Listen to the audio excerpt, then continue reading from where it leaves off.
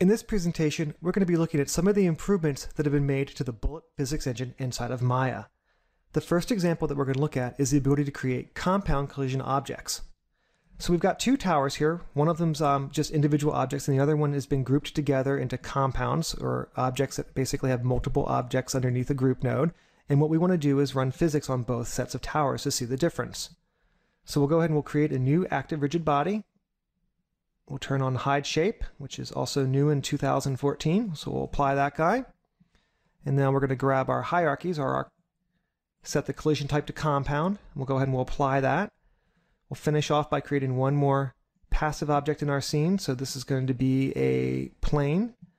It's going to be a static object. So we'll go ahead and we'll create that collision plane. So if we go to the bullet solver, we'll just increase the refresh rate a little bit on that guy. And if we play this back, you'll see that we have very different simulations. So the compound objects obviously are going to solve as though they're one object.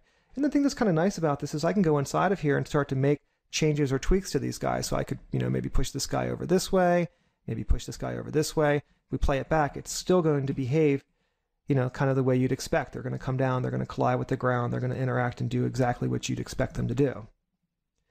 So the next example that we want to look at is the ability to use Maya's fields in conjunction with Bullet. So this opens up a ton of possibilities. So what we're going to do is we're going to create a twister effect.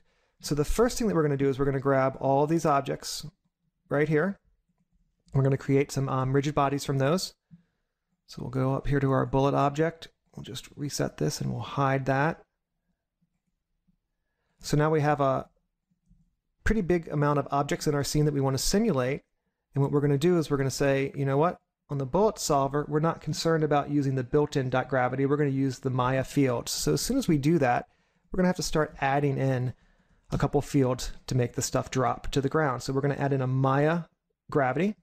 So now if we play this back, obviously it's going to look pretty similar to the first simulation that we had. Obviously the gravity kind of comes in here, kicks on, everything sort of drops around. Now, if you look in my scene, you'll notice that I've actually got a pretty cool little simulation already set up using Maya field. So if we jump to wireframe mode, you can see that I have this volume axis inside of here that's got a lot of radial twist inside of it. I've also got a curve that's being used to modify the shape of this volume axis that I turned into an in-hair. So we're going to basically create a tornado effect by moving this in-hair around, and that volume axis is going to chase the dynamic hair. So if we go ahead and we display our curves, you can go and see that sort of in-hair that's running down the middle there. So let's go back to our shaded mode, and we'll grab all of our objects here, and we're going to add those into that volume axis. So we'll grab all these objects right here, as well as all of those guys, and we'll finish off by grabbing the compounds.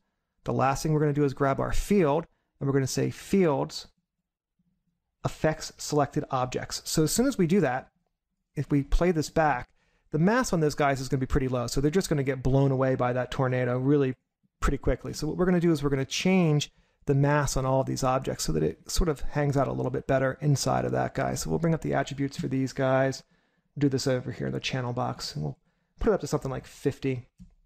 We can give it a little bit of dampening too, why not? So now that we've done that, let's go ahead and do the same thing for these guys. We'll make their mass even heavier. We'll make them like 100. So we can clean up our display a little bit here, go to full screen. We'll select the bottom of that in-hair. We'll go into interactive playback mode. So you can see that twister just sucked those guys right up. And as I start to move this around, you can kind of see that sort of dynamic simulation happening on that twister. And this is really cool, the ability to add all these dynamic effects on top of each other and have Maya's physics working with the Bullet engine, Maya's native physics working with the Bullet engine is really pretty amazing.